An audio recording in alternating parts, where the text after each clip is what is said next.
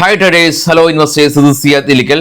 എല്ലാ സൺഡേയിലേക്ക് നമ്മളെ മാർക്കറ്റ് ഔട്ട്ലുക്കിലേക്ക് നമുക്ക് കിടക്കാം. ആദ്യമായിട്ട് എല്ലാവർക്കും ഒരു ഈദ് ആശംസകൾ നേരുന്നു. നിഫ്റ്റി നമ്മളുടെ ഫിനാൻഷ്യൽ ഇയർ അങ്ങനെ അവസാനിച്ചിരിക്കുകയാണ്. പുതിയൊരു ഫിനാൻഷ്യൽ ഇയറിലേക്ക് നമ്മൾ തുടക്കം കുറിക്കുകയാണ് നാളെ മുതൽ. അപ്പോൾ ടാക്സ് ആയിട്ടൊക്കെ ബന്ധപ്പെട്ടിട്ടുള്ള പുതിയ ചർച്ചകളും കാര്യങ്ങളെല്ലാത്തിലേക്ക് നമ്മൾ കടക്കുകയാണ്. അതിനു മുമ്പ് കഴിഞ്ഞ ഫിനാൻഷ്യൽ ഇയറിലേക്ക് നമ്മൾ നിഫ്റ്റീനെ ഒന്ന് നോക്കി കാണുകയാണെങ്കിൽ എത്രമാത്രം റിട്ടേൺ ആണ് ഈ ഒരു കഴിഞ്ഞ ഫിനാൻഷ്യൽ ഇയറിൽ നിഫ്റ്റി നൽകിയത്. അതായത് ഈ കഴിഞ്ഞ ഫിനാൻഷ്യൽ ഇയറിൽ നിഫ്റ്റി 2024 ഏപ്രിലിൽ 22,400 എന്ന റേഞ്ചിലാണ് ഉണ്ടായിരുന്നത്. ഇപ്പോൾ നിഫ്റ്റി 22,500. അതിനർത്ഥം 4.5% റിട്ടേൺ നിഫ്റ്റി ഈ കഴിഞ്ഞ ഫിനാൻഷ്യൽ ഇയറിൽ നൽകി. ബാങ്കിൻ്റെ അത്ര എത്തിയില്ലെങ്കിലും മോശമല്ലാത്ത റിട്ടേൺ നിഫ്റ്റി നൽകിയിട്ടുണ്ട്. ഇതിൻ്റെ പ്രധാന കാരണം ഈ മാർച്ച് മാസം നിഫ്റ്റി ഉണ്ടാക്കിയ ഏകദേശം ഒരു 1,500 പോയിന്റിൻ്റെ റാലി കൊണ്ട് മാത്രമാണ്. ഈ ഒരു മാർച്ച് മാസം നിഫ്റ്റി റാലി രേഖപ്പെടുത്തില്ലായിരുന്നെങ്കിൽ ഈ കഴിഞ്ഞ ഫിനാൻഷ്യൽ ഇയറിൽ നിഫ്റ്റി നെഗറ്റീവ് റിട്ടേൺ നൽകിയേനെ. അപ്പോൾ അതിൽ നിന്ന് നിഫ്റ്റി മുക്തമായിട്ടുണ്ടെന്നുള്ളത് നമുക്ക് വളരെയധികം പോസിറ്റീവായിട്ട് കാണാനായിട്ട് സാധിക്കും. പൊതുവേ നമ്മൾ പറയാറുണ്ട് നിഫ്റ്റി ബാങ്ക് നിഫ്റ്റിനേക്കാളും മികച്ച റിട്ടേൺ നൽകി വരാറുണ്ട് എന്നുള്ളത്. അപ്പോൾ അതിനൊരു പ്രതികൂലമായ രീതിയിൽ ബാധിച്ചേനെ. അപ്പോൾ അങ്ങനെ പ്രതികൂലമായി വന്നില്ല എന്നുള്ളത് നമുക്ക് വളരെയധികം പോസിറ്റീവായിട്ട് കാണാം. കഴിഞ്ഞ ഈ ഒരു മാസം ഇൻഡസ്ഇൻഡ് ബാങ്കിൽ തന്നെ 35% ഇടിവുണ്ടാക്കിയപ്പോൾ HAL Hindustan aeronautical limited companies 35% rally ഉണ്ടാക്കിയിട്ടുണ്ട്. അതുപോലെ തന്നെ FIs ജാനുവരി ഫെബ്രുവരി 2 മാസം കൊണ്ട് കനത്ത സെല്ലിങ് ഏകദേശം 1.5 ലക്ഷം കോടി രൂപയ്ക്ക് മുകളിൽ അവർ സെല്ല് നടത്തിയപ്പോൾ മാർച്ച് മാസം മാത്രമാണ് ഈ ഒരു കലണ്ടർ ഇയറിൽ നോക്കുകയാണെങ്കിൽ വലിയ തോതിൽ മാർക്കറ്റിലേക്ക് തിരികെ വന്നിട്ടുള്ളത്. അവർ തിരികെ വന്നതുകൊണ്ട് മാത്രം തന്നെയാണ് നിഫ്റ്റി ഇത്രയധികം മുകളിലേക്കും പോയിട്ടുള്ളത്. ഇനി നമ്മുടെ മാർക്കറ്റ് കഴിഞ്ഞ ദിവസം ക്ലോസ് ചെയ്തതിനു ശേഷം ഗ്ലോബൽ മാർക്കറ്റിൽ വലിയ തോതിൽ ഇടിവ് രേഖപ്പെടുത്തി. എസ്പെഷ്യലി US മാർക്കറ്റിൽ ഡോയും നാസ്ഡാക്കും വലിയ തോതിൽ ഇടിഞ്ഞു. കാരണങ്ങൾ നമുക്കറിയാമായിരുന്നു. ട്രംപ് ഓട്ടോ താരിഫ് ഹൈക്കുകളെല്ലാം തന്നെ ഏർപ്പെടുത്തി. അതിൻ്റെ ഭാഗമെന്നോണം ഈവൻ US ഓട്ടോമൊബൈൽ കമ്പനീസിനും രക്ഷയില്ലാതെ ആയിട്ടുണ്ട് എന്നുള്ളതാണ്. ഇതായിരുന്നു നമ്മൾ അവസാനം കണ്ടത്.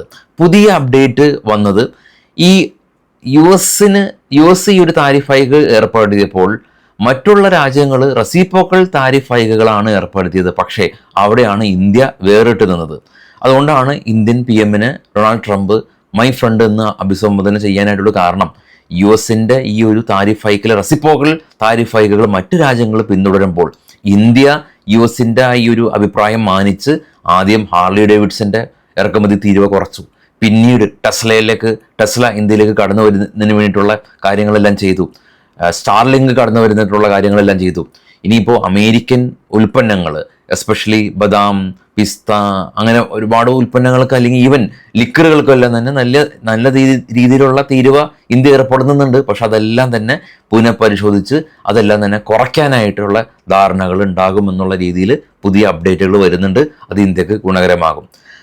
അതുപോലെ തന്നെ ഈ ഒരു പാത പിന്തുടർന്ന് ഇപ്പോൾ കനേഡിയൻ PM എല്ലാം തന്നെ മാർക്ക് കാർണി എല്ലാം തന്നെ ട്രംപിനെ ഫോൺ വിളിച്ചിട്ടുണ്ട്. അപ്പോൾ അത്തരത്തിൽ രമ്യതയിലേക്ക് പോവുകയാണെങ്കിൽ പ്രശ്നങ്ങളൊന്നുമില്ല. ട്രംപ് ആഗ്രഹിക്കുന്നു അത് തന്നെയാണ്. നിലവിൽ അമേരിക്കൻ ഉൽപ്പന്നങ്ങൾക്ക് ഒരുപാട് ഏഷ്യൻ രാജ്യങ്ങൾ ഉൾപ്പെടെ വലിയ തോതിലുള്ള ഇറക്കുമതി തീരുവ കൊടുത്തു വരുന്നുണ്ട്. അപ്പോൾ അത് ഒഴിവാക്കുക എന്നുള്ളതാണ് ട്രംപിൻ്റെ നയം. സ്വാതന്ത്ര്യത്തിന് ശേഷം ഇന്ത്യ പാലിച്ചിരുന്ന ഒരു ചേരാ നയം തന്നെയാണ് ഇപ്പോഴും ഇന്ത്യ പാലിക്കുന്നത്.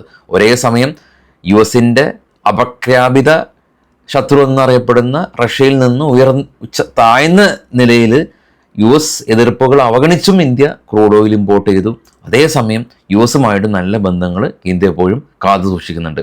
നമുക്ക് നേരെ ഗ്ലോബൽ മാർക്കറ്റ് ഒന്ന് കണ്ടുവരാം. അപ്പോൾ നമുക്ക് കാര്യങ്ങളൊക്കെ ധാരണയാവും. ഏറ്റവും താഴെ US VIX കഴിഞ്ഞ ദിവസം 12% സ്പൈക്ക് ചെയ്തു. നാസ്ഡാക്ക് കാണാം 481 പോയിന്റും ഡോ 715 പോയിന്റും അതിന് മുകളിലുള്ള 3 യൂറോപ്യൻ മാർക്കറ്റും അതിശക്തമായ രീതിയിൽ ഇടിഞ്ഞത് കാണാൻ സാധിക്കും. നമ്മുടെ മാർക്കറ്റ് ക്ലോസ് ചെയ്തതിനു ശേഷം അത്ര നല്ല കാര്യങ്ങളല്ല US മാർക്കറ്റിൽ ഉണ്ടായത്. ഇനി നേരെ നമുക്ക് FIs DIs ഒക്കെ ആക്ടിവിറ്റീസ് നോക്കുകയാണെങ്കിൽ FIs കാണാം കഴിഞ്ഞ ദിവസം കഴിഞ്ഞ ആഴ്ചയിൽ വെള്ളിയാഴ്ച മാത്രം സെല് നടത്തി, ബാക്കി എല്ലാ ദിവസവും അവർ ബയേഴ്സ് ആയിരുന്നു. DISന്റെ ആക്ടിവിറ്റീസ് കാണാം. DIS കഴിഞ്ഞ വെള്ളിയാഴ്ച ദിവസം കനത്ത ബയേഴ്സ് ആയിരുന്നു. ബാക്കി ദിവസങ്ങളിൽ വ്യാഴാഴ്ച ദിവസം ബയേഴ്സ് ആയിരുന്നു. തിങ്കൾ ചൊവ്വ ബുധൻ ദിവസങ്ങളിൽ അവർ സെല്ലേഴ്സ് ആയിരുന്നു. അപ്പോൾ FIs ഇന്ത്യൻ മാർക്കറ്റിലേക്ക് കടന്നു വന്നിട്ടുണ്ട്. ഇനി ഗ്ലോബലി ഉള്ള ഈവന്റ് നോക്കുകയാണെങ്കിൽ കാണാം, US നിന്ന് ഏപ്രിൽ 1-ാം തീയതി PMI ഡേറ്റ വരുന്നുണ്ട്.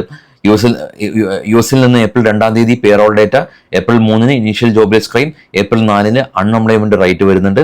ചൈനയിൽ നിന്ന് മാനുഫാക്ചറിംഗ് PMI വരുന്നുണ്ട് മാർച്ച് 31. ജർമ്മനിയുടെ CPI ഇൻഫ്ലേഷൻ, ഇന്ത്യ ഹോളിഡേ, പിന്നെയുള്ള യൂറോസോൺ ഇൻഫ്ലേഷൻ എല്ലാം തന്നെ നമ്മുടെ വെബ്സൈറ്റിലും ലഭ്യമാണ്. നിങ്ങൾക്ക് ചെക്ക് ചെയ്യാം, ട്രേഡ് ബഡിയിലുണ്ട്.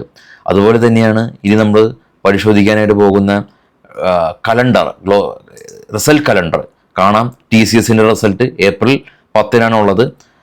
കൂടാതെ Infy April 17, ICC potential April 15, HCL tech April 22.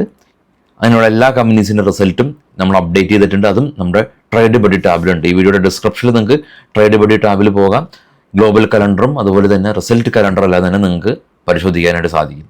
ഇപ്പോൾ നമ്മൾ കണ്ടത് ഗ്ലോബൽ മാർക്കറ്റ് കണ്ടു, ഗ്ലോബൽ ഈവൻറ്റ് കണ്ടു, നമ്മളുടെ റിസൾട്ട് കലണ്ടർ കണ്ടിട്ടുണ്ട്. അതുപോലെ തന്നെ ഡിവിഡൻഡ് ഡീറ്റെയിൽസ് നമ്മുടെ ട്രേഡ് ബഡി ടാബിലുണ്ട്. ഇനി നമുക്ക് കുറച്ച് സ്റ്റോക്കുകളുടെ കുറച്ച് വാർത്തകളിലേക്ക് പോകാം. ഇത് മാർക്കറ്റിലുള്ള സ്റ്റോക്കുകളുടെ വാർത്തകൾ മാത്രമാണ്. അപ്പോൾ സ്റ്റോക്കുകളുടെ പേര് ഞാനിവിടെ ഡിസ്പ്ലേ ചെയ്യുന്നുണ്ട്. ഇത് ബൈസെൽ റെക്കമെൻഡേഷൻ അല്ല. അശോക് ലെയ്ലാൻഡ് കമ്പനിയുടെ ഡിഫൻസ് സാമിന് 700 കോടി രൂപയുടെ ഓർഡർ കിട്ടിയതായിട്ടുള്ള വാർത്തയുണ്ട്. അദാനി ഗ്രീൻ എനർജി കമ്പനി 400 മെഗാവാട്ട് സോളാർ പ്രൊജക്റ്റ് UPCLന്റെ ഭാഗത്തു നിന്ന് കമ്പനി ലഭിച്ചു എന്നുള്ള ന്യൂസ് ഉണ്ട്. വാരീസ് എനർജി കമ്പനി 4.5 ഗിഗാവാട്ട് സോളാർ സെൽ അവർ ഗുജറാത്തിൽ കമ്പനി ഇനാഗ്രേറ്റ് ചെയ്തു എന്നുള്ള ന്യൂസ് ഉണ്ട്. റെയിൽടെൽ കോർപ്പറേഷന് 1625 കോടി രൂപയുടെ ഓർഡർ കിട്ടിയതായിട്ടുള്ള ന്യൂസ് ഉണ്ട്. ഐക്കോൺ കമ്പനി 872 കോടി രൂപയുടെ റെയിൽവേ പ്രൊജക്റ്റ് മധ്യപ്രദേശിൻ്റെ ഭാഗത്ത് നിന്ന് കിട്ടിയതായിട്ടുള്ള ന്യൂസ് ഉണ്ട്. ഗെയിൽ കമ്പനി 3400 കോടി രൂപ പൈപ്പ് ലൈൻ താരിഫ് ബൂസ്റ്റിന് വേണ്ടിയിട്ട് കമ്പനി സ്പെൻഡ് ചെയ്യാനായിട്ട് തീരുമാനിച്ചു. സാഗിൽ പ്രീപെയ്ഡ് കമ്പനി വണ്ടർ ഹോം ഫിനാൻസ് ആയിട്ട് പുതിയ ബിസിനസ് കോൺട്രാക്ട് സൈൻ ചെയ്തു എന്നുള്ള ന്യൂസ് ഉണ്ട്. രാംകോ സിമെൻറ്റ് പ്രൊഡക്ഷൻ കപ്പാസിറ്റി ഉയർത്തുന്നു എന്നുള്ള ന്യൂസാണ് ഇപ്പോൾ ഉള്ളത്. ഇനി നമുക്ക് അടുത്ത മാർക്കറ്റ് ദിവസം രാവിലെ 7:00 പ്രീ മാർക്കറ്റ് ന്യൂസായിട്ട് എത്താം. എല്ലാവർക്കും ശുഭദിനം നേരുന്നു. Thank you bye all.